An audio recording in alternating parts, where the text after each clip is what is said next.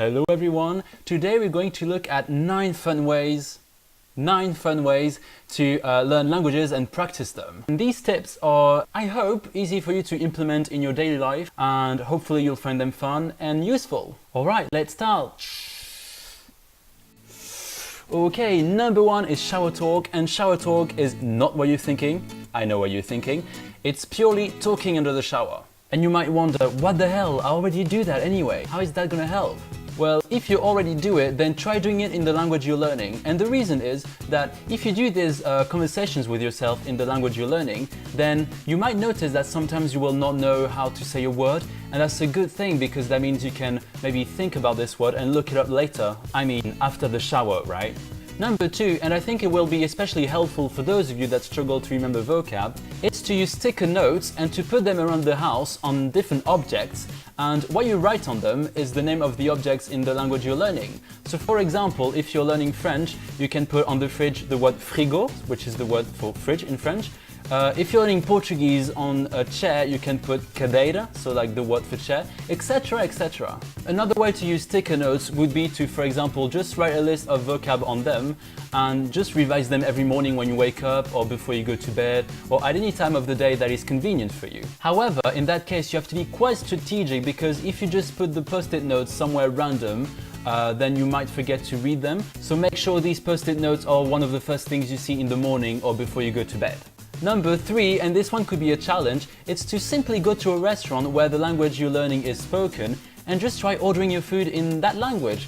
Worst thing that could happen is that you will fail and will just resort to English or your native language to order your food, and the best thing that could happen is that the waiter or waitress will be impressed with your language skills and you'll be motivated to learn even more. And it might be that staff will give you a better service because you try to speak to them in their native language, and that's always nice. Number 4, it's to use all the websites that you use in your native language in the language you're learning. So for example, you can switch Facebook to English, French, Portuguese, etc. And same for Google and any other website where you can change the language. Number 5, and it's similar to number 4, is to do the same thing with your phone. I've changed my phone to English like 4 years ago, and that's a good way to learn even more vocab. However, if the language you're learning has a different alphabet from your native language, make sure you can read well enough in that language, because otherwise you might struggle to use your phone. I totally didn't make that mistake with Japanese. Number 6, and this one is especially for all the gamers out there, is to use MMORPG games in the language you're learning, because in these games you usually chat with other players, and it's a great way to practice your languages while having fun at the same time. And that's your good excuse to play video games. You're welcome. Number 7, and this one is also very easy to implement in your daily life, is to simply follow groups, pages, profiles, whatever on social media in the language you're learning, and it's a great way to practice reading. Number 8 is to subscribe to YouTubers that speak the language you want to learn. So for example, if you're learning French and English, you can follow my channel. But if you're learning, for example, Spanish, you can look for Spanish YouTubers and just follow them. I think it's a great tip, because you can decide to only follow people that talk about things that you care about. Number 9 tip, read children's books. And this might seem like a silly idea, but when you think of it, grown-up books are much more complicated in terms of grammar and vocabulary. And children's books are simpler because they are meant for children.